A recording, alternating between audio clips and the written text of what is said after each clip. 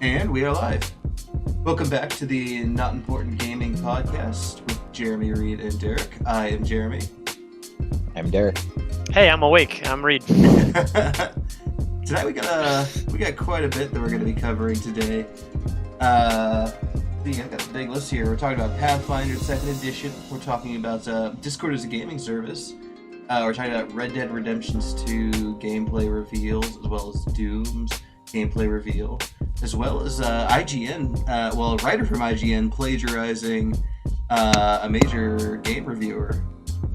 So, we've got a decent amount to talk about tonight. Before we get started, how's everything going with you guys? What's going on in your lives?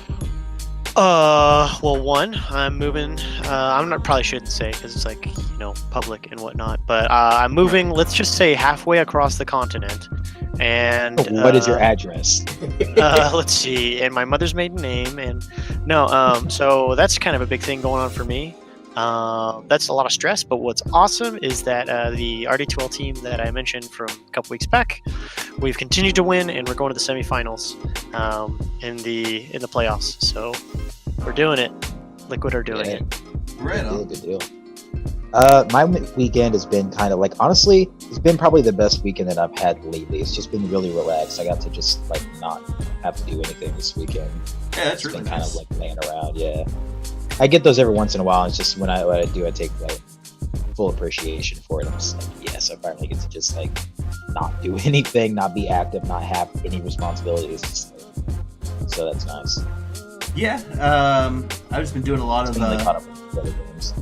I've just been doing a lot of work for this. I actually spent quite a bit this week working on our new feature for the podcast.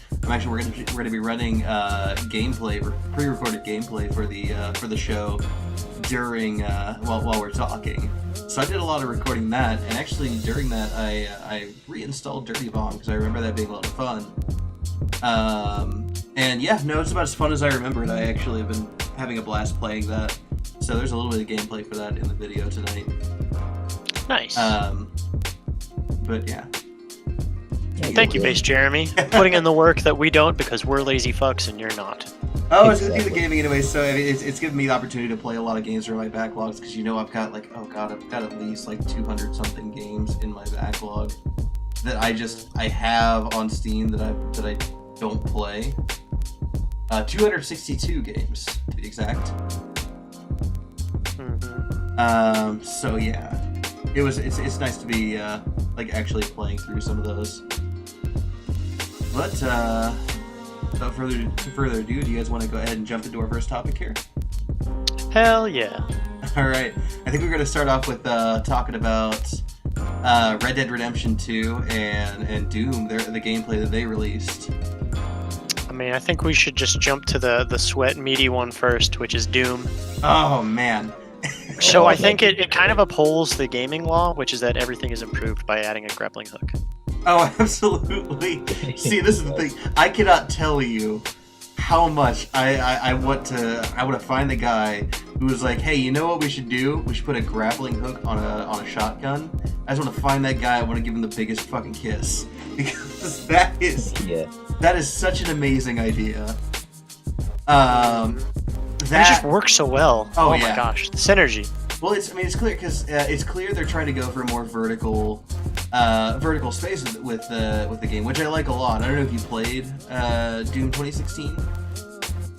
Yeah. But yeah, no, it was very horizontal. There was a decent amount of platforming, but it wasn't the heavy platforming bits weren't a whole lot of fun just because first person platforming is difficult. But I really think the grappling hook is going to change that and make it a lot easier to traverse the environment. It wasn't just the first of all, the grappling hook played a major role in that gameplay that we saw because there was what is the floaty one, the big eyeball ball sack looking one? Yeah, the Caco. That was the map was this kind of crescent shape that was multi-leveled. And he was using the grappling hook to fly out over lava, and then he would sort of do his aerial maneuvering jet, I guess I'm gonna call it a wave dash, like a side jump, yeah, to get back on land and whatnot. And it really was. He was had a lot of like motion, kinetic, momentum into it. I think that really, that carries the concept of Doom 2016, where the game was all about just perpetually being in motion. As a matter of fact, I was reading the other day, there actually is a system put in place where it's actually harder for the enemies to hit you when you're moving, not just because you're moving, but because there's actually like an algorithm put in place that reduces their accuracy depending on how fast you're moving. So, and it's very clear they put a lot of time and effort and thought into ensuring that you want to be moving on a regular basis. And I think this is just a natural continuation of that headspace. I really think they did a fantastic job showing off Doom, showing off the how the game is going to play, and just showing some of the really cool features they're going to have. Being able to see the Archvile for the first time, man, that was amazing. Yeah, it was. I was a little worried at Bethesda's conference after they kind of showed a bunch of games, but didn't show any gameplay. And especially like Doom and Fallout 76. But now actually seeing it come out really as Sages makes me feel a lot better. Yeah. I know that it's going to be good, or even better than it was before, which is a lot saying, because of how good that last one was. Oh yeah, no, Doom. It's actually crazy because they talked about I think last week on the podcast we were talking about how Bethesda was going to be hosting QuakeCon this year. So I guess I probably should have expected that they were going to give new details about Doom and probably 76 as well. But at the same time, it's when you got to see the actual gameplay footage, when they were on stage talking about it, I watched the 20-something minutes of it. They divided the gameplay between two halves. It was the first half was kind of initially what I think everybody saw, and then the second half after, they kind of like took a brief 2 minutes or whatever to just kind of explain a few key details about the game, and then they went right back into it, and they kind of like sped up the just like the battles and like all the confrontations. It was just it was very fast paced action at that point, which is kind of what I think a lot of people were looking forward to. So no, the game actually looks really good, and when did they say they were going to be releasing it? Did they have a release date for it, or? Oh, they did. Let me pull it up here real quick. Release date. Here we go. Looks like we need to speculate on the release date set at December 28th of this year. Mm-hmm. Okay. So yeah, no, it's going to be a lot sooner than I actually anticipated, and I can't tell you how excited I am for that, because man, did I love the first two, and this looks like everything that made Doom 2016 great, but better. Yeah, no, really though. Now, with that said, one of the big questions is, would you pre-buy this game? No, and that's the thing. I have a pretty strong policy against pre-ordering. Yeah, same. It doesn't have anything to do with the quality of the game, because I'm confident that this game is going to be great. But I just don't like pre-ordering. I don't like trying to buy games ahead of time. Would you ever pre-buy a game? If they showed the entire game, or let's say the beta came out and you already saw streams of the game, and it looked just awesome, amazing. You 100% know you're gonna buy it. Would you pre-buy it then? In that scenario, if I knew for 100%, if I had seen gameplay, if I had heard reviewers, that's about the only situation in which I can imagine myself doing that. But that's only because I know exactly what I'm getting into at that point in time. There's still too many unknowns at this point that even though it's not very likely, there's that tiny bit of chance that it just might not be what it looks like it's going to be. Right. The issue with pre-ordering is typically it's used to try and sell a game before it's done, before they can point it and say, look, this game is yeah, some for the shareholders. Exactly. I'm maybe not as 100% I absolutely won't pre-buy order something, but I have to know guaranteed whether or not something's worth before I would pre-order. I have to see gameplay. I'm never gonna buy a game without seeing gameplay. Right. And based on just how well the first or how well the last one was, that nothing, it doesn't seem like they've changed too much about this one. You know what I mean? In fact, they only seem to have improved upon it. I would say I'm right on the line. You know what I mean? It's like, it would take a lot for me not to want to buy this game. Oh, I mean, if that makes sense. It's tempting, and that's the danger of pre-ordering. It's really tempting to see something come out and to see some high quality gameplay and be like, man, that looks great. But I mean, I think a lot of people learn their lesson. Looking back on what is it, Watch Dogs? Yeah, Watch Dogs. I think. Well, Watch Dogs, No Man's Sky. Yes. Star Wars Battlefront. I mean, the list goes on and on and on. It's very, very easy to see good gameplay from a trailer, because that's a controlled environment. They can show you exactly what they want to show you. Yeah. And a lot of times, trailers aren't exactly indicative of gameplay. Exactly. Even though this does look really good, and it looks like, I mean, I would be shocked if this isn't like actually how gameplay plays. Just based off of having played the first one. Yeah. But yeah, there's a potential for it. No, yeah. Looks like they've got a winner on their hands. Hey, then I think the other game we want to talk about, which also we haven't really seen any gameplay up to this point, Red Dead Redemption 2. Yes. Which I am really relieved, because up to this point, and we've only seen like some cinematic trailers, and like we said in our very first podcast, it was one of the sort of like forgotten games of E3. Right. And we didn't see any gameplay, and it was really made me nervous. And finally to start to see some gameplay, because it's only like the first video, like the first gameplay video, really makes me feel a lot better. I'm excited. No, I mean, it's great because the game was first announced back in 2016, and I think Rockstar expected the game to launch in like fall of 2017.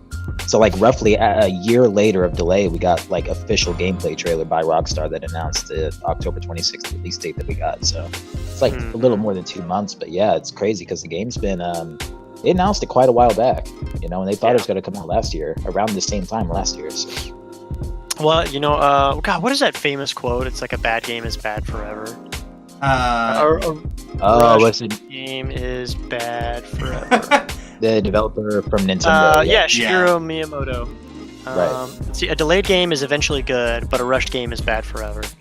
I think that Rockstar, I mean, for all the crap I give them over GTA 5 and their shark cars, I mean, they understand that quote better than a lot of people, I think. God, sometimes a little too much. Delay and delay and delay. What was it, like 2 years before they released heists in GTA Online? Oh God, yeah, it was so long. Oh yeah. I think it was like actually like a year or something. I'm maybe exaggerating, but it still was a long time.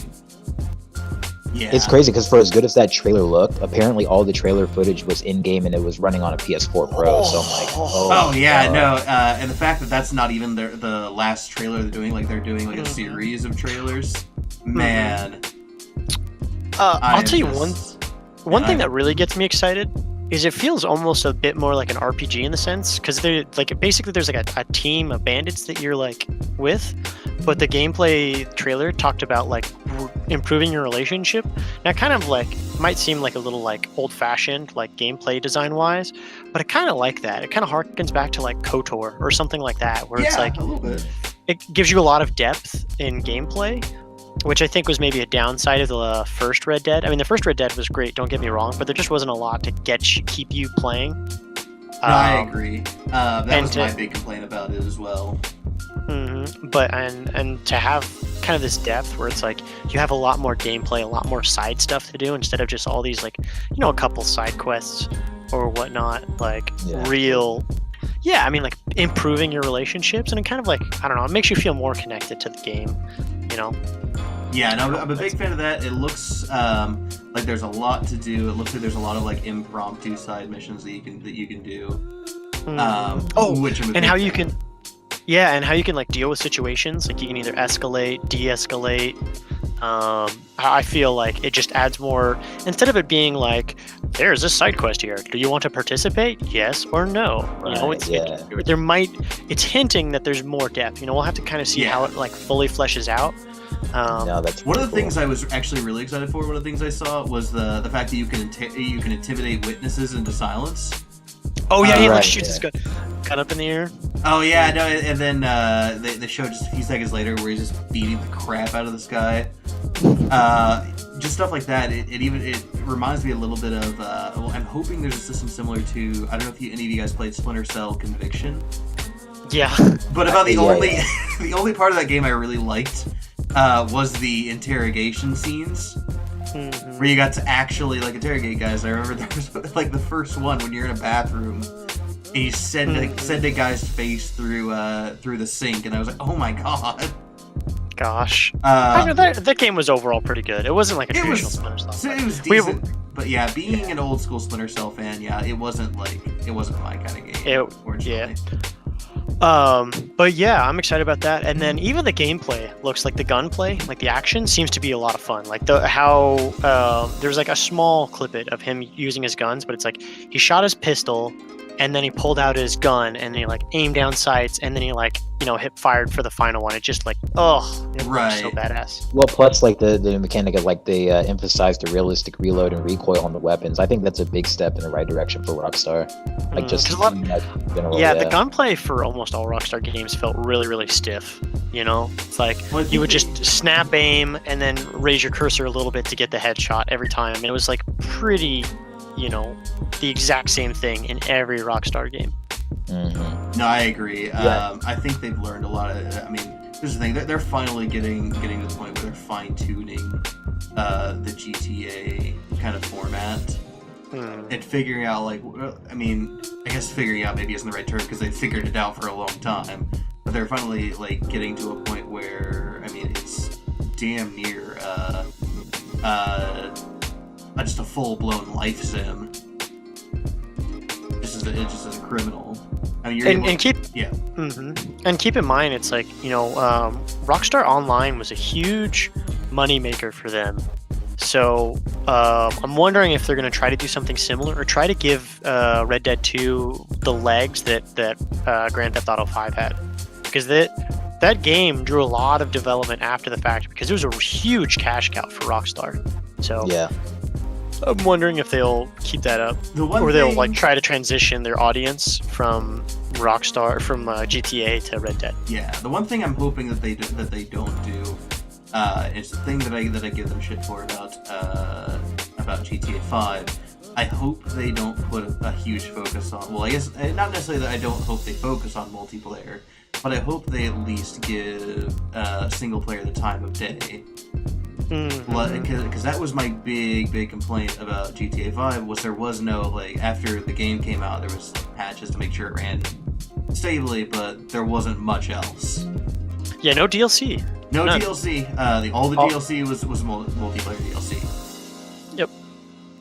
I understand why they did it. Oh, they made buckets of money off of multiplayer. Mm-hmm. No, this seems like the kind of game where they're definitely going to put a heavy emphasis on single player first, rather than because I think at this point in time they understand their audience with GTA. They know their demographic pretty well, and they understand that online play was a huge thing in GTA 4. That was arguably the only real redeeming thing of GTA 4 that kept people in it for a while, because GTA 4 definitely didn't pack the punch that GTA 5 ended up doing. So in fact, I think GTA 4 was probably one of the less hitting games within the past 10 to 15 years that they've done in terms of Grand Theft Auto. So it's I think they knew they wanted to shift it up and kind of open up the multiplayer a bit more. But seeing how this completely different franchise, I think with Red Dead I would hope at least that they're going to emphasize more of the single player aspects of it, because I could just see it going wrong if they try to put too much on multiplayer and not enough on the single player aspect of it. Well, counterpoint to GTA 4, this is just kind of a minor thing. I do think that GTA 4 was saved by its DLCs though. The Lost of the Damned, and Ballad of Gay Tony. Ballad of Gay Tony. Yeah, Ballad of Gay So Tony is good. great, but The Lost of the Damned was my absolute shit. Yeah, but you're also like yeah. a huge metalhead, so That's true. Yeah, the fact that they added the metal Right, station, man, being able to drive around, hearing Mermaider, that was so great. I would say. Oh, I Lost in forgot the about Damned that, came yeah. really Yeah. short, yeah. It seemed what really did you say, short, Derek? though. Like that was the only. Oh, that was yeah, the it only was. thing I had with it, yeah. It was like I think I remember like downloading it and then speeding it like a few hours later. I was just constantly going through the missions, but like I was like, holy shit, this didn't really seem like there was much content to it. But yeah, that was cool. I did like the setting up of the story. Yeah.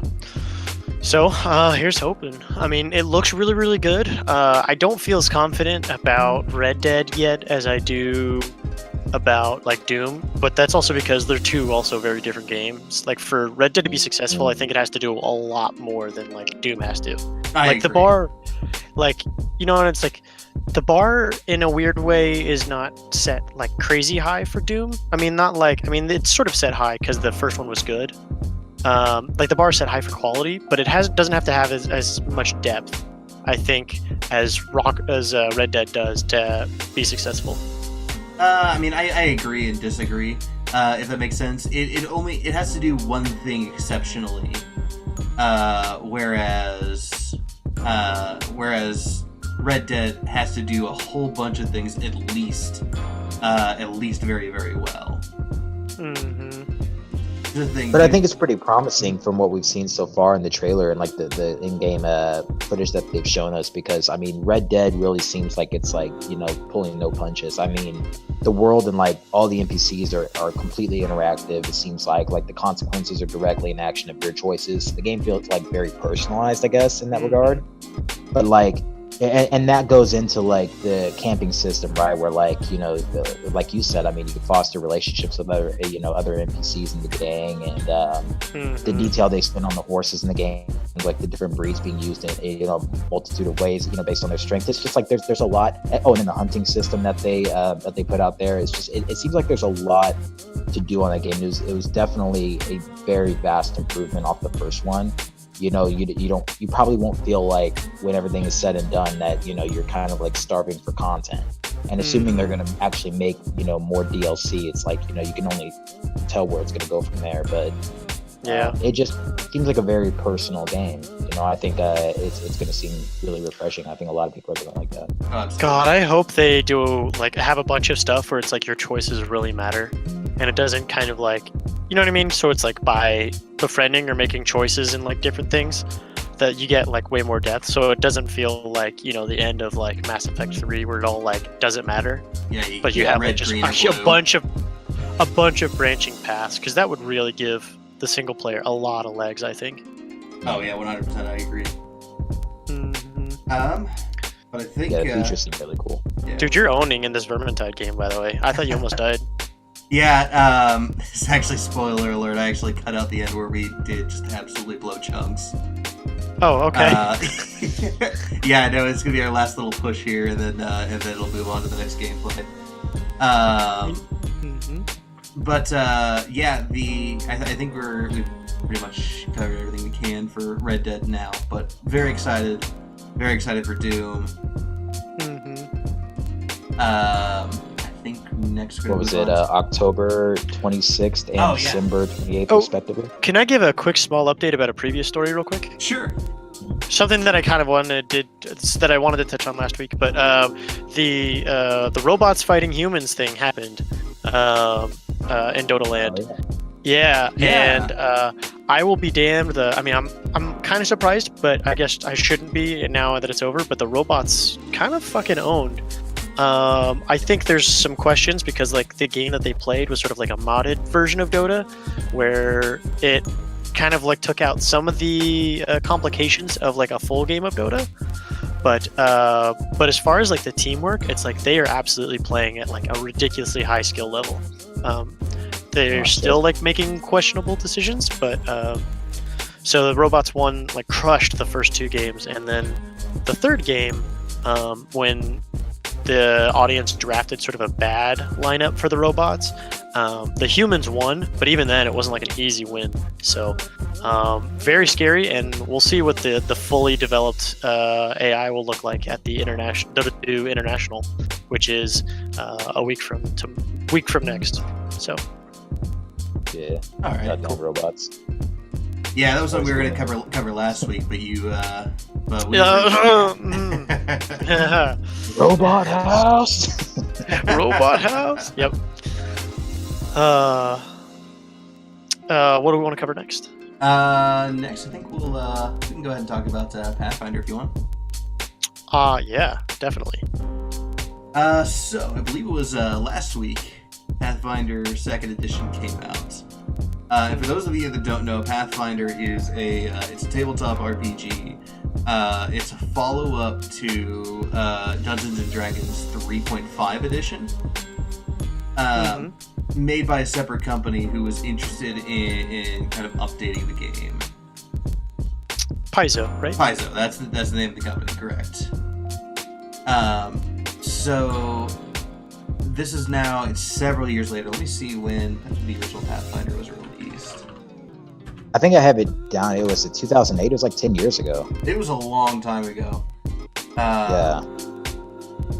Pathfinder role-playing game. So I know that you can play... Okay, so I'm like a little uninitiated, but like from what I've looked up, apparently Pathfinder 2nd Edition, I guess the full thing released in the summer of 2019, because that's what I vaguely remember them saying. It's like next year, summer of 2019.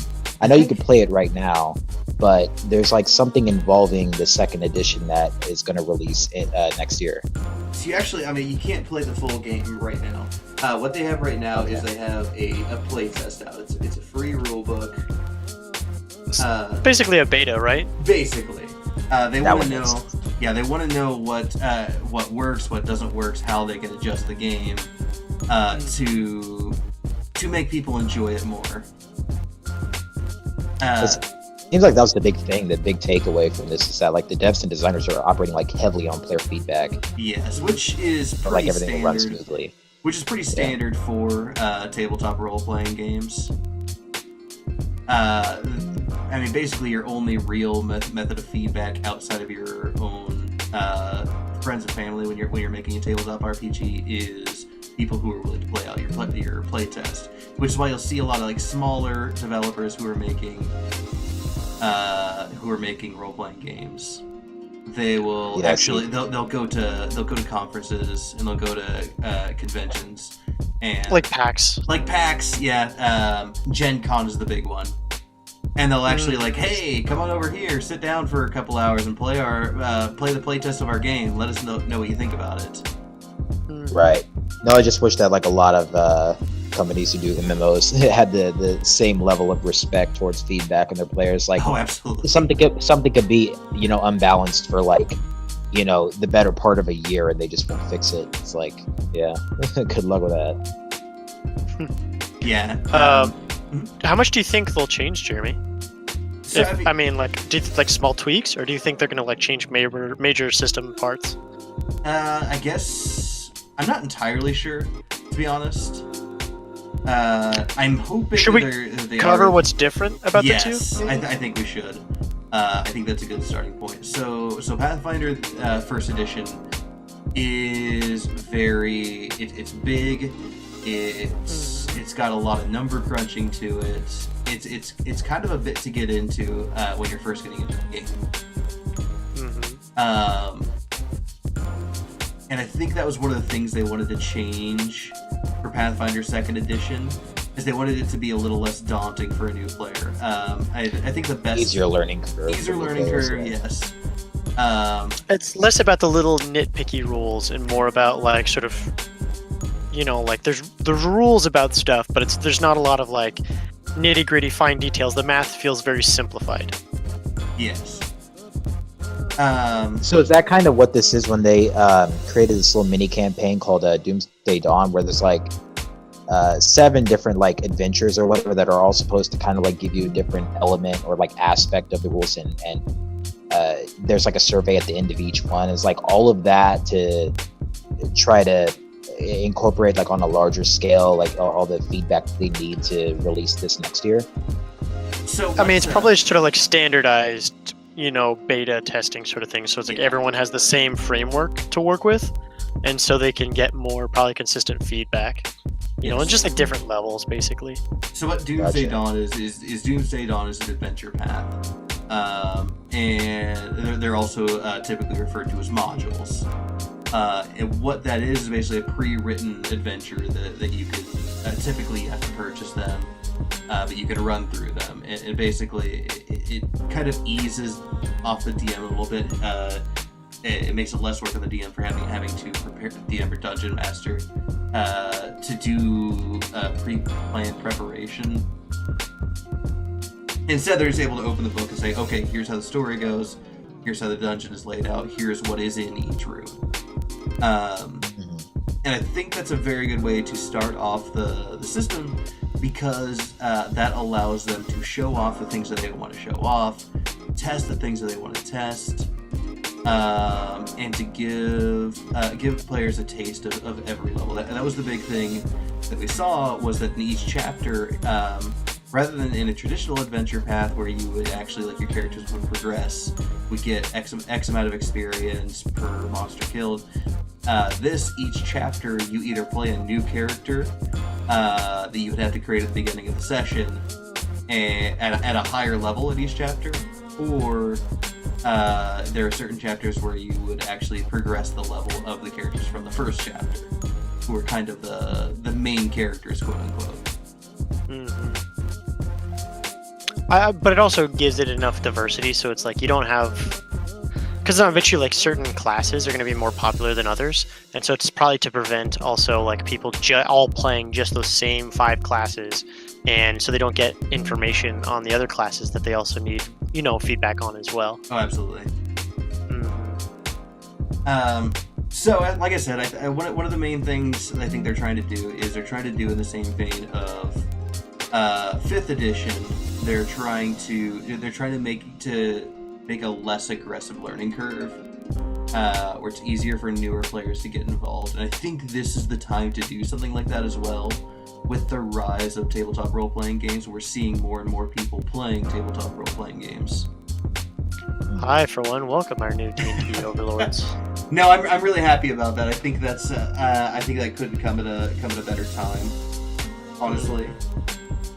Well, it seems like they're giving really good exposure to it too. Like, they're going to be doing weekly updates and live Q&A sessions, like, on their Twitch channel. They're also going to have like in-office playtest streaming on their Twitch channel where you can provide feedback. So yes. And apparently they're doing like one of those like 7 adventures for Doomsday Dawn, like bi-weekly, like every 2 weeks. So it's it looks like they're giving a lot of exposure to it and trying to bring it into a space where like people who otherwise aren't initiated into the game are going to have a chance to kind of like understand how it's going to work. And if the goal, I think, is like you're saying for the 2nd edition compared to the one that released in 2009, is to make it more welcoming and easier for newcomers to get into, then this definitely seems like a good time to do that. Yes. Yeah. No, I agree. So, How overall do you feel about the new edition? I mean, we've barely even scratched it, but yeah, because we've only played one real session, I think. Yeah. First impressions after having played for a little bit. It certainly is, I think, a step in the right direction for what I think they're shooting for. There are definitely some questionable design choices, specifically the resonance system. Yeah. That's the one that really made me like cock my head and go, what are you thinking there? Because it basically hamstrings your ability to use any magic item. Maybe there's something that we're not understanding about that. I mean, that we need to double check. Looking on Reddit, I mean, I'm seeing pretty unanimously across the board people saying the same thing. That it's functionally just a system to limit the amount of time. So our interpretation is correct. As far as I can tell, yeah. Yeah. Okay. What else is going to say? One thing that maybe it's just like I'll have to play it to get a feel for it. It's that like you really need like with ability scores, because it's like, there's like strength, intelligence, agility, wisdom, constitution, and the one that doesn't matter. You need, like, you can't just build like an all physical like fighter or ranger. I mean, you can, but you really are gonna hurt when it comes to like, your initiative's based on perception now, which is guided by wisdom, or like you can't put skill ranks into your skills anymore, and so a lot of your skills are going to be based on wisdom or intelligence, or that ability that doesn't matter. It makes dumb stats a riskier thing. It really does. It really, really does. And they're just, what's the point of being a very skill-based class, or a class with what used to be, very skill-based? And if you don't invest in those perks, you focus too much on combat, you end up really suffering. I know, just to give a little context, I played a ranger who had a decent number of skills that I was trained in. But because I didn't have like negative, but because I didn't have any positive intelligence or wisdom, it really hurt a lot of my checks. Even though I had them trained, I just kind of really fell flat. Now, of course, granted, that's only level 1, and maybe that drastically changes later on, but I feel like you can't just ignore a lot of those skills or a lot of those abilities like you could before. Likewise, it seems like there's not a whole lot of incentive to increase because one of the weirder things they had now for skills is, instead of you just being a flat number that you increase increment by increment every level, it's increased by your ability score as well as your level, and then they have this system, like this trained, expert, master, and legendary system. TML is what they call it. Timmel. Timmel. Timmel. And the way it's described, like you would think that a legendary, somebody who is legendary at thievery, for example, would be like leaps and bounds above somebody of equivalent level who is just trained in thievery. But not really. You're only like 3 points higher than somebody. Theoretically speaking, you're only about 3 points higher than somebody in thievery as a legendary compared to somebody who is trained. Yeah. So it feels like that's a little lackluster. Which, I don't know, it's really confusing. And if that's the way they want it, that's the way they want it, but I feel like maybe they should just change the name to like rank 1, rank 2, rank 3 then. Mm-hmm. Yeah, there's some stuff that's kind of different that I really, really like. Having 3 actions on a turn, really, really cool. The fact that you can make multiple attacks right out of the gate feels really solid. And I think they handled the way to punish that. I think they handled that well as well. Like highly increasing the penalties to attacking on multiple times around. Really, really clever way to go about that. Yeah, absolutely. But yeah, there's a lot of really questionable and strange design choices as well, though. Yeah, I feel like overall it's a good move. Like, it's a good direction that they're heading. Mm-hmm. And that if they if they fix up some stuff, I feel like it's really going to be possibly my favorite RPG system, because it's going to be a better version of Pathfinder. Where you still get a lot of detail, there's still a lot of challenge and a lot of you basically kind of get out of the game your time invested in like planning and ahead of time, and it's not just sort of like, oh, I'm just kind of like gonna go with it and I'm gonna be, it's sort of like, do you know what I mean? Like, as compared to like 5e, right? Yeah, and now like knowing, yeah. One of the big things when you bring up 5e, one of the big things that I like compared to 5e, like I said, it definitely seems that they're trying to go in the direction of 5e, where it is very geared towards giving you, making it easier, but they didn't do what 5e did, where they made classes very samey. So like one of the big draws that the people have to Pathfinder is the fact that you can have two paladins, for example, that are very, very different paladins, function in different ways, that have different skills and abilities. But in 5e, when they did that, it ended up they tried to reduce the complexity, and in turn made paladins very, and all classes really, very samey. A paladin is a paladin is a paladin in 5e. I feel like Pathfinder 2nd Edition did a really good job of avoiding that issue while still being able to simplify the game and simplify how the classes work. And the best way I think they did that was by giving all of the classes, rather than giving all of the classes all of the abilities, or basically saying this is your path that you follow, they just gave you a big list of feats you can pick for each, basically class-specific feats. Which I think is very cleverly done. It allows you to, like I said, have that feeling of my ranger is different from your ranger, but not give you like this big list of feats that everybody can choose from, and all of a sudden you have to figure out what is even worth it to a ranger, what is even worth it to a rogue. Yeah, I do like the feeling. Like, I mean, just from what I play with a ranger, I like how every class kind of has its own sort of like bubble of stuff instead of like a giant pool of feats, and everyone is kind of trying to make a build out of those feats. Right. It really makes each class feel really unique and in what they can do, and I really, really do like that.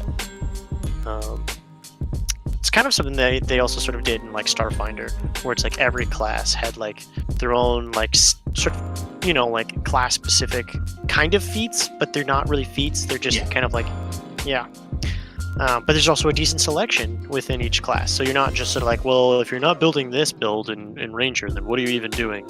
You know, you definitely a lot of different viable options. But yeah.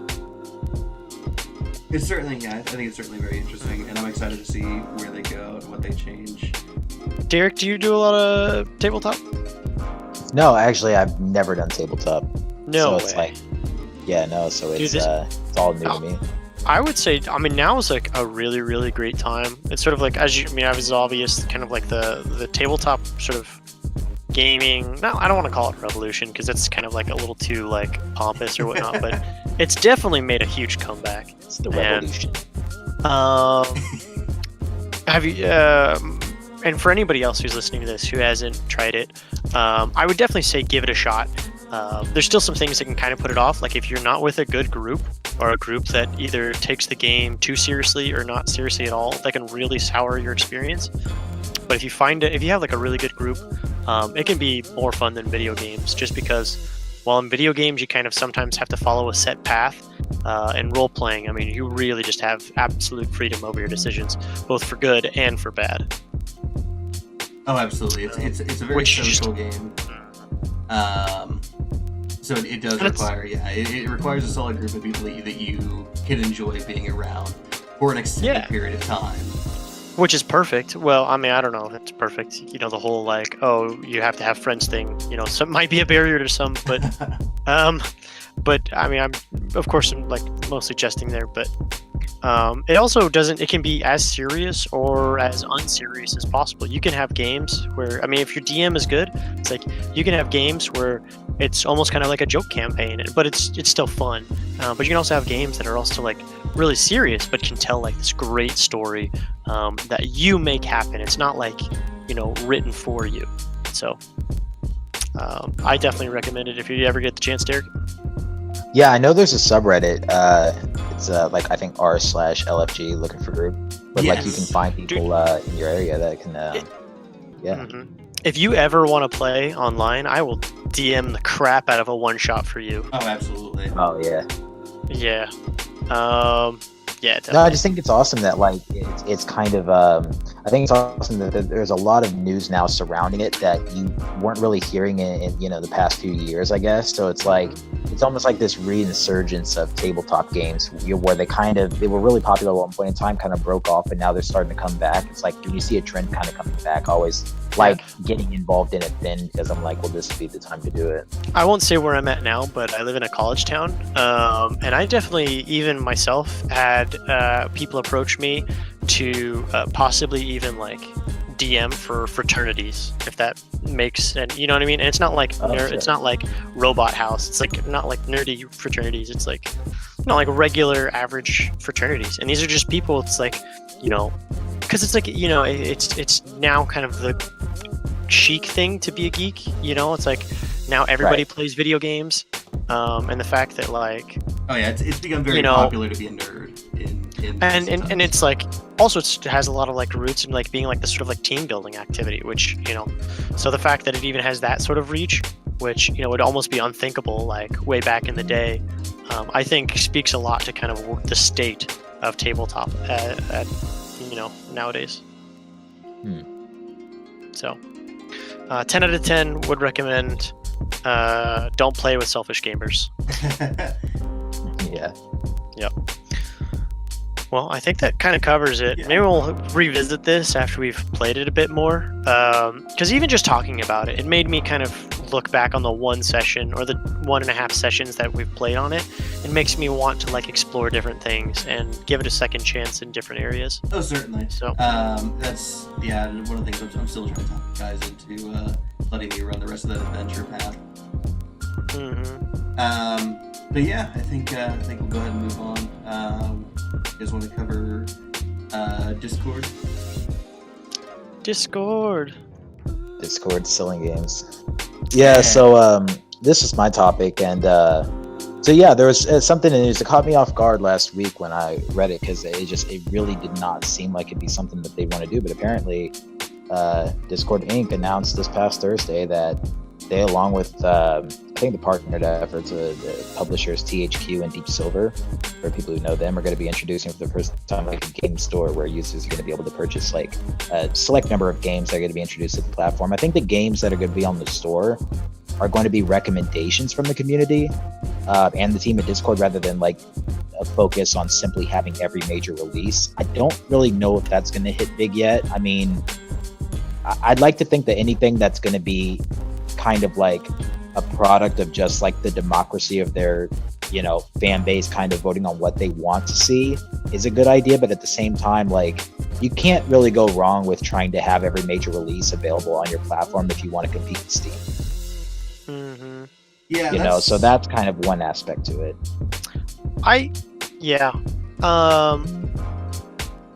Should we? Oh, but also, Nitro subscribers are going to get a free library of games with their subscription. So that's another thing for people. I did not know that. I must have missed that. Yeah, there are smaller games. Like, I think the ones that they've currently announced they're going to have for the Nitro subs that are going to be free are like older games. I mean, Saints Row the Third, Darksiders, Super Meat Boy, and, you know, other games so like that. So. And I mean, I'm pretty sure everybody knows what Discord is, but for anybody who's been living under a rock, it's like a voice over internet service for like communicating, like for gamers to basically communicate mid-game. Sort of like what used to be Ventrilo and what was the other one? TeamSpeak. Rest in peace, by the way. Surprisingly still around. I still have friends who use TeamSpeak. I don't know why. Discord came in like a storm and ate all their lunches. And I'm totally a Discord fanboy. I follow them on Twitter. Please at me. But I love Discord. I love kind of like their feeling. I like their branding, I guess, and how they don't take themselves too seriously, but they're really sort of like customer focused, if that makes sense. They do what they do really well. Yeah. Oh god. And yeah, I mean, they're really focused on quality over quantity. And I don't, you know, maybe it's just like branding or whatnot, but they don't seem like a super mega corporate store. Obviously they're one of the biggest companies and one of the fastest growing companies, and I could easily see them being bought out by like a Google or an Amazon or something for like $1 billion like real soon. And that's why it's like this change right here is not that surprising for me, because it's like Discord is on a roll. They're really, really big right now.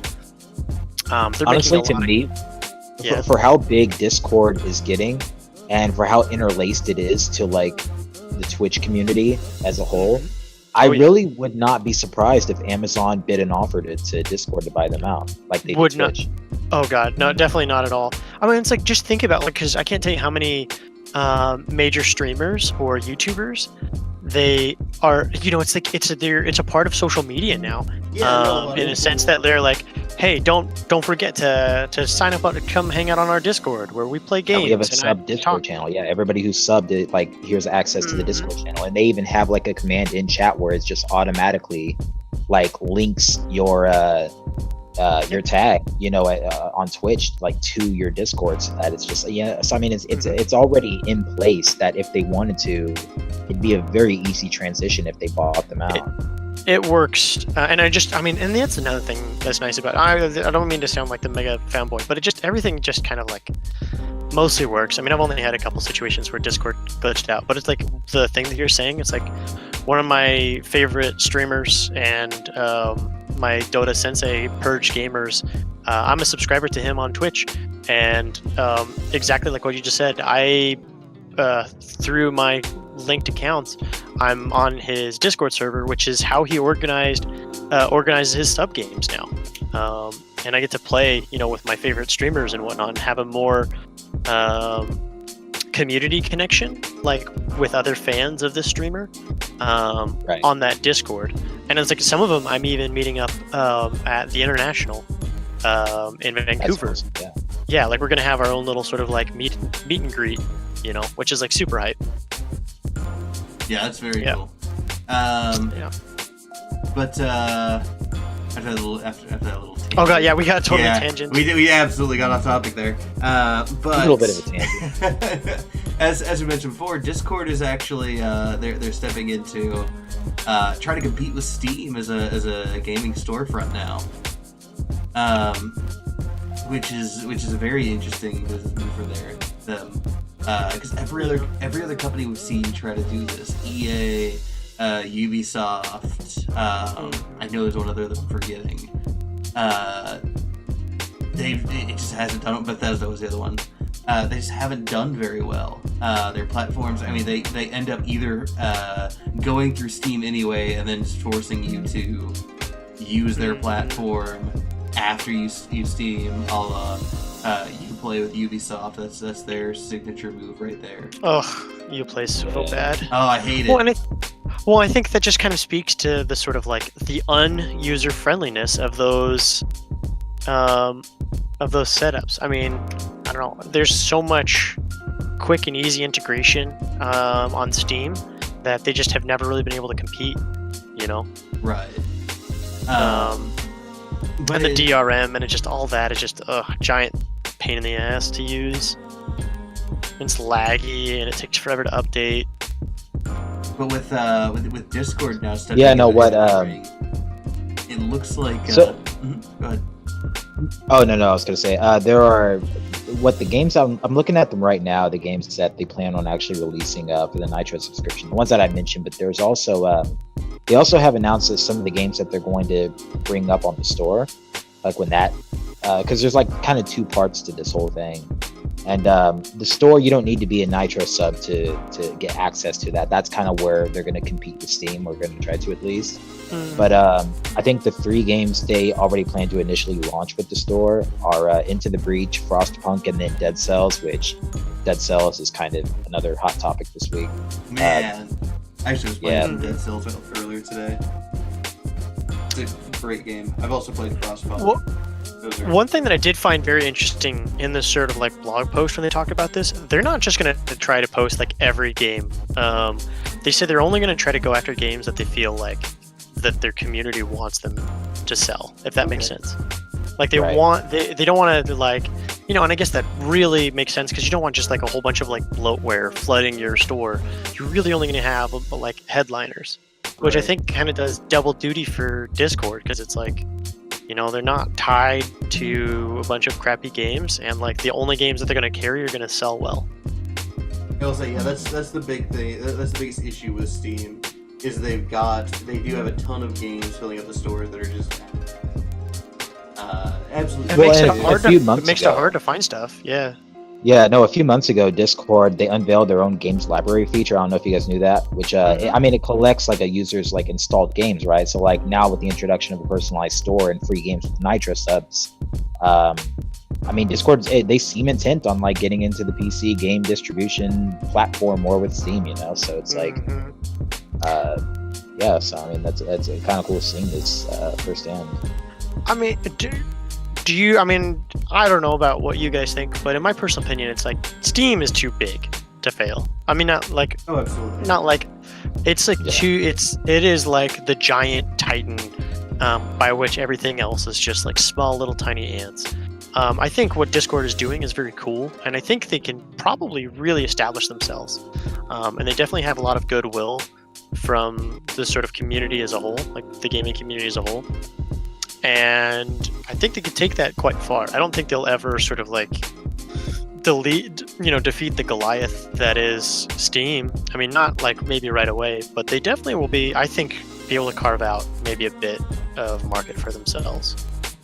They just have to go after Steam's Achilles tendon. That's it. Maybe, but I don't. I mean, unless something crazy happens, Yeah, I don't think.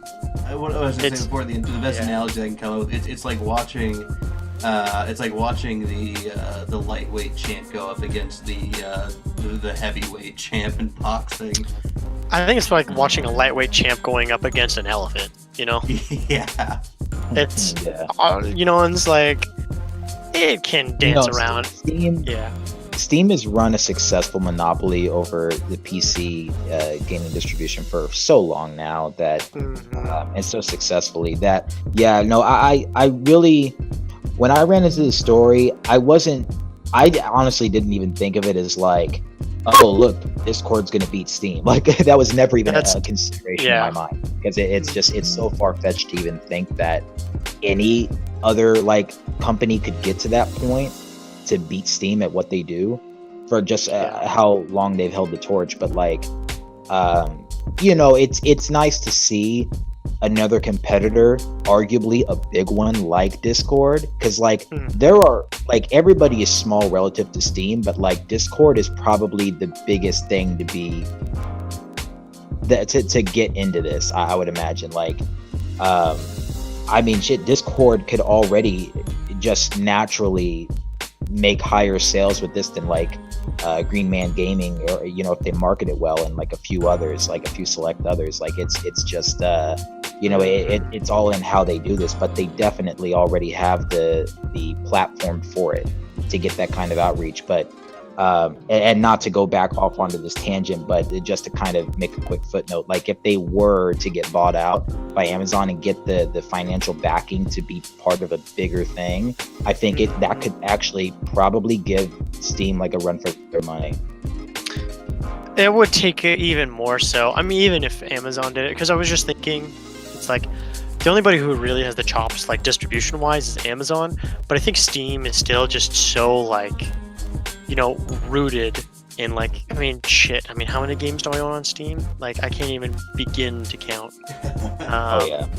So it's like, even that, I think, is saying a lot. Like, and even then, it's like, Steam, as much flack as they get, still has a decent amount of goodwill, and they still, like, I think, give mostly fair pricing on games, and like they push sales regularly. That like, it's going to be hard, I think, to like, you would have to beat Steam. You have to do something that Steam doesn't, or beat Steam at something they do well. And they're just if they try to copy paste Steam's model, they're gonna fail. Like, they're just gonna fall flat on their face trying, because like it has to be something different and something that's necessary and needed. Like some service that like Steam is not offering, that comes in and like kind of puts a new spin on it in a way that's like fresh and welcoming. I mean, there's really no way that I think they're going to really beat Steam at their own game if they don't have like, but I mean, ultimately it's going to end up, if that were to happen, it'd be like the biggest paradigm shift in like PC gaming that I could see. Oh yeah, and we've seen groups learn this lesson in the past. Origin is the biggest example. I mean, who the hell actually like uses Origin for anything other than EA games? Yep. I mean, not necessarily gaming, but like another apt analogy is Google Plus. Like they came out as a social media network, try to go toe but they to toe didn't. with Facebook. Yeah, Facebook and Twitter, and they didn't do anything new, and they just got completely wrecked. I mean, they just don't exist anymore. But then you've got something like Instagram or stuff like that, which do something different, and they don't compete with like Twitter or Facebook in the areas that they sort of rule, but they found something new, and so you would have to. In order to take on Steam, you would have to just do something different, or like maybe for Discord, instead of having all of the games, maybe them only selling like the big games would be a really good move for them. So who knows? Yeah, a more heavily moderated version of Steam. I could see that. I don't think they're going to. I mean, granted, they're making boatloads of money right now. They don't exactly need money, but I could at least see it being successful like that. Especially if they were to do like a community deal kind of thing. Where like imagine this, like what if like down the road, like let's say Discord established itself as like really picking out like really good games. So it's like this game's coming out and people are fighting about like whether or not it's going to be good, and it's like, well dude, Discord is selling it, like that means it's good, right? Like I'm saying, like if they establish themselves as like a brand, that games can then attach themselves, then it becomes something that people look to, not necessarily as like, major gaming store, but as something that fills a role that Steam doesn't. Because Steam doesn't necessarily tell people what games are good. It just gives you all the games that you want. Yeah.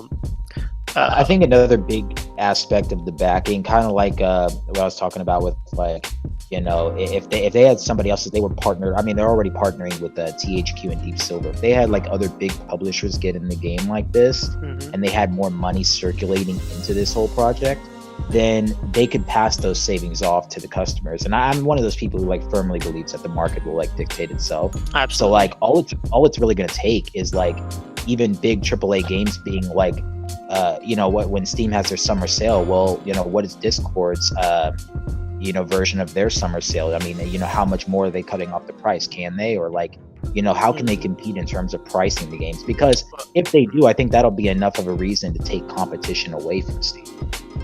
Yeah. Or at least for those pricing and select games. Yeah. Until Steam turns around and does the exact same thing with other games.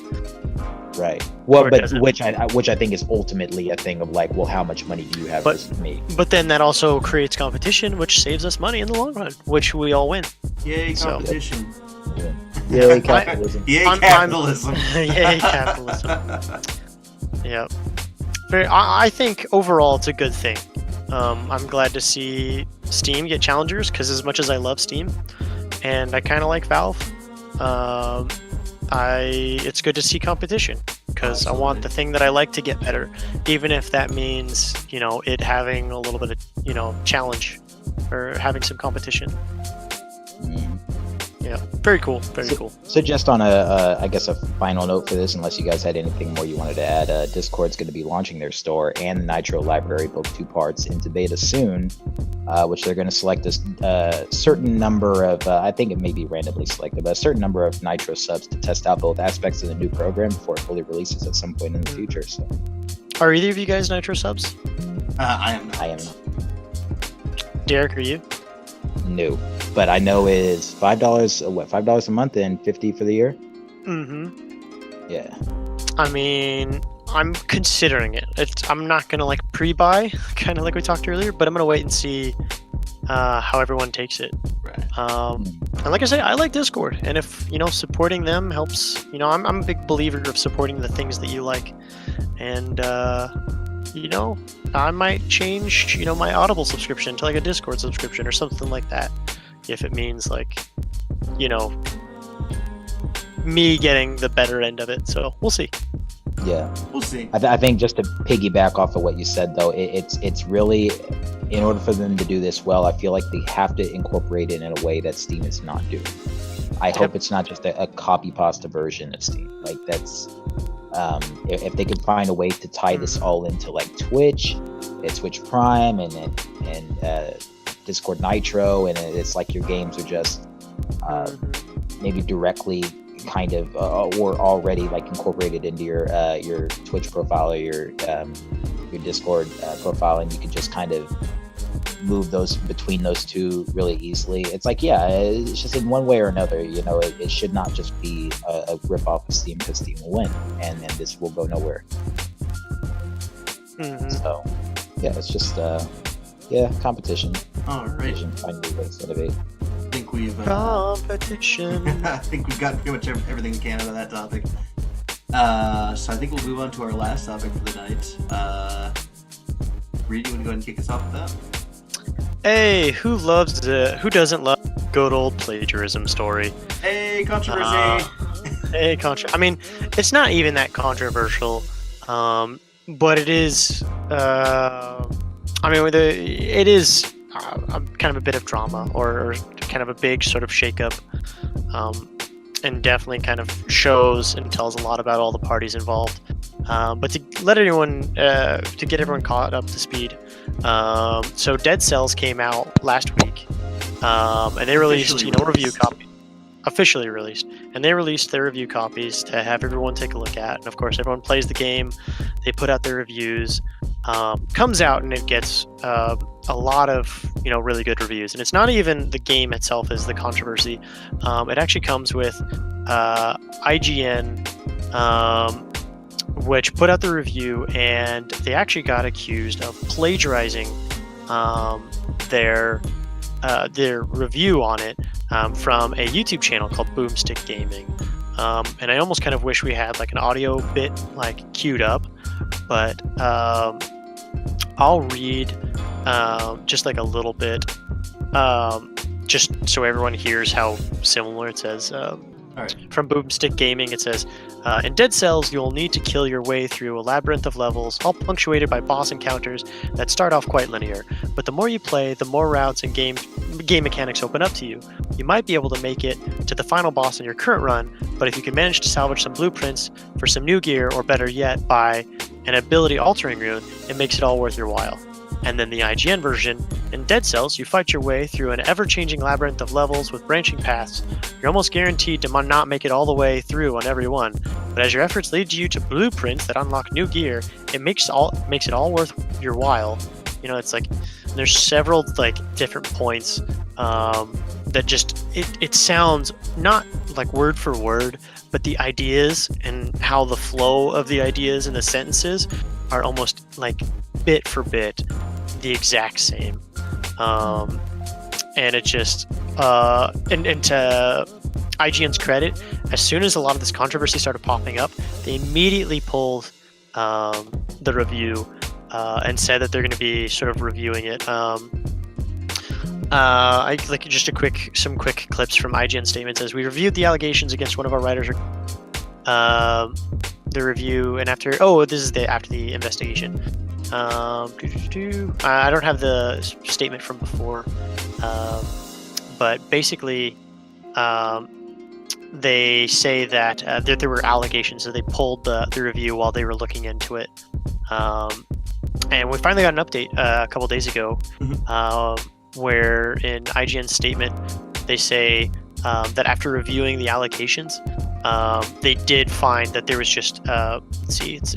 We reviewed the allegations against one of our writers regarding the review of Dead Cells. After taking time to investigate, we've determined that there were substantial similarities between a review posted weeks earlier and our review that could not be justified and warranted taking down. Though we as a community often share feelings and even certain word choices to describe the games we love by using similar frames of understanding, this particular situation stepped over the line and is not a reflection of our editorial standards. We apologize to our readers, developer Motion Twin, and most especially to the YouTuber known under Boomstick Gaming for failing to uphold these standards. And then they go on to kind of say how they're proceeding. They do say that they have fired the reviewer, and that they will be putting up a new review. I think one of the things that I think that came out was that this is like his editorial debut, or that I think in his Yeah. tweet he said that this is the first time he had to edit it, so maybe that's why this got through, and that there was nobody there to catch him or on this this copying thing. So yeah, it's kind of really shitty when you see somebody do something like that. It goes a little further than that, though, which is the part that really kind of caught my eye. The editor, Filip Miucin, I'm absolutely butchering the pronunciation of this. Filip Miucin or Miucin, something like that. Miucin. Miucin, is that his name? Yeah, I think so. He released a what he called what he said was an apology video. Oh, I haven't seen this yet. Yes, he released an apology video, and it was I'd linked it in the chat. Oh, I see it. Yep. But his video was absolutely not an apology.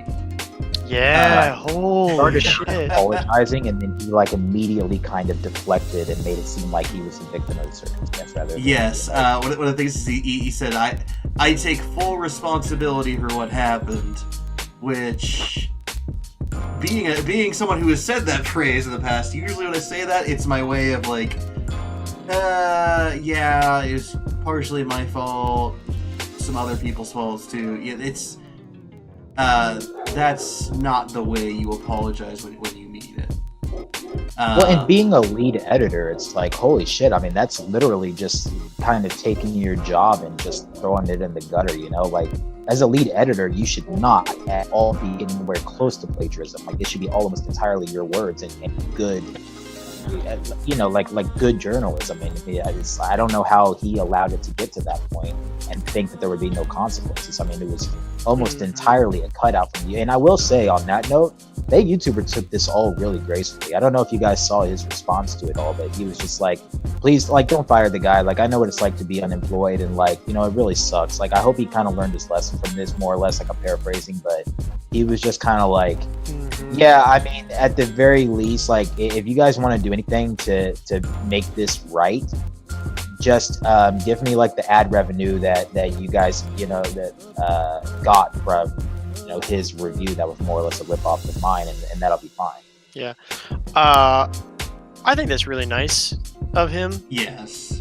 But no way. I mean, not only is his rapology, quote unquote, video unacceptable, but it's also, you just can't have that precedent. Like, plagiarism is just one of those lines that you just can't cross. The whole foundation of journalism is that you basically build it on a foundation of trust, and you trust the places that you go to not only cover things correctly and in depth, but it also to like hold themselves to a certain standard. And if they can't do that, or like really not, you know, punish it whenever those things are broken, you know, it completely just takes out the entire foundation underneath that, upon the journalists. I'm struggling to find the words, but you understand what I'm saying. Right. Well, and it's just like, you know, if I was consequenced, you know, back in 6th grade for writing a paper and then plagiarizing it, then there's no reason why somebody who is a lead editor who does this for a career should be even thinking about doing that. It's like, how do you get to that point? I guess it's like more or less what I was saying. It's like, this should not even been a thought in his head to do that. I just got to go through like the mind process of him in that moment when he saw this YouTuber's video or his review and thought to literally just Command V, Command C, the whole thing. Yeah. I mean, in colleges, it just will destroy your career if you ever do that, because it's just that unacceptable. Oh, you will get expelled. Yeah. Because if you don't, it's like it's so harmful. It sets a horrible precedent, and it just really just undermines the entire community and industry. You know. I like to think that games journalism is far and above most other journalism in like a lot of other areas, because it's, you know, it's, I think, mostly removed from politics, and it can really focus on something without being too crazy or too biased or whatnot. And so, yeah, I think, and I'd hate to see anything jeopardize that. Go ahead, Jeremy. So I think IGN did the right thing here in firing him. Yeah, they did. And, 100%. Oh yeah. It was cool on the unfortunate. YouTuber for like cutting him some slack, but like ultimately, IGN did do the right thing by firing him. Yeah, the YouTube. Yeah, like you said, Boomstick was very maybe even too easy on him. I know, like if I had written an article and especially something like a YouTube video, which takes way more effort, than just writing an article, and somebody were to plagiarize my video, I would be absolutely livid about it. I'd be freaking out about it. Now, to play a little bit of devil's advocate, as far as his lack of apology in his quote-unquote apology video, I kind of understand a little bit as to why he would do that. You know, a lot of us, I'll say like, whoa, that's really scummy. But basically, if you plagiarize and you accept ownership of that plagiarism, your career is done. It's over. And his career right now is over, but by denying it or still kind of deflecting it, it gives him a chance of kind of preserving his career. So I'm not saying it's right, and I'm not saying that, you know, he shouldn't, you know, accept ownership. But I can understand why he didn't. But it's like fake it till you make it kind of thing. Kind of. It's mostly just saying like, well, they fired me for plagiarism, but I still have this argument. You know, I'm still defending myself. But if you actually admit to it, it's like, then you're done. You don't even have a defense anymore, because that's like one of those things that it kills your career. And suddenly, all the time spent in college and all the work that you've put to get to this point is out the window, and you are now flipping burgers, or like you have to go and, you know, which is a horrifying thing. So, but that's also another reason why you shouldn't have done this in the first place. Oh, absolutely. And I think ultimately it's gonna be like on any employer who, you know, is you know, a reputable news source to look into his circumstances, and they'll see for themselves. I mean, you know, if we can put two and two together and understand how clear of day plagiarism this is, there's no way that, you know, a whole like company who does this for a career is not going to see that if he tries to get hired on. So it's like he can deny it all he wants, but like the evidence is there. You know, his denial doesn't supersede that, and I think any potential employer is gonna see that, and it's just, I mean, for all intents and purposes, I guess what I'm saying is, you know, he's already more or less part of And to stack on top of that, this isn't even the first time that he's plagiarized somebody as well. But this is like, I mean, he's finally getting caught now, is Yeah. what it sounds like. So they're going back and they're auditing some of his old work, and they found that he plagiarized Nintendo Life, their review of FIFA 18 for the Switch. Yeah, no, it's one of those things. I guess Nintendo Life, the writer that had posted that article was much less forgiving than Boomstick about it. Was actually really livid, but he was. It sounds like he was pretty happy to find out about it, but I think he's trying to get in contact with IGN. Did Nintendo know about? Did he know about it ahead of this whole thing happen, or did it draw? I think Nintendo. Or did he figure it out? I believe the writer did know about it, and this is kind of going off of memory because I'm not able to find it right now. So take this, what I'm about to say, with a grain of salt. But I believe that writer did know about it and had tried to inform IGN of it in the past, and it wasn't really able to get through. Now I wonder if that was just like being suppressed internally at IGN, or like, I don't know. That's interesting. And if that's the case, then that kind of reflects badly on IGN. You know? Yeah, like I said, I can't confirm that. I'm not able to find it right now, but I thought I had heard that in the past, so. It's gotta be he said, she said situation. Take it with a grain of salt. The last thing I want to do is this for sure happened, and then IGN has it. Yeah. I guess, I mean, that also kind of comes on to us, because it's like, you know, we're not like, we didn't go to school or anything, but now that we're podcasting, it brings us into the realm of games journalism. Right. And we certainly don't want to like overstep our bounds. You know, the same way that we would never want to like plagiarize another gaming podcast or something like that. Oh, 100%. 100%. All our shitty Which opinions funny, are our no, own. almost.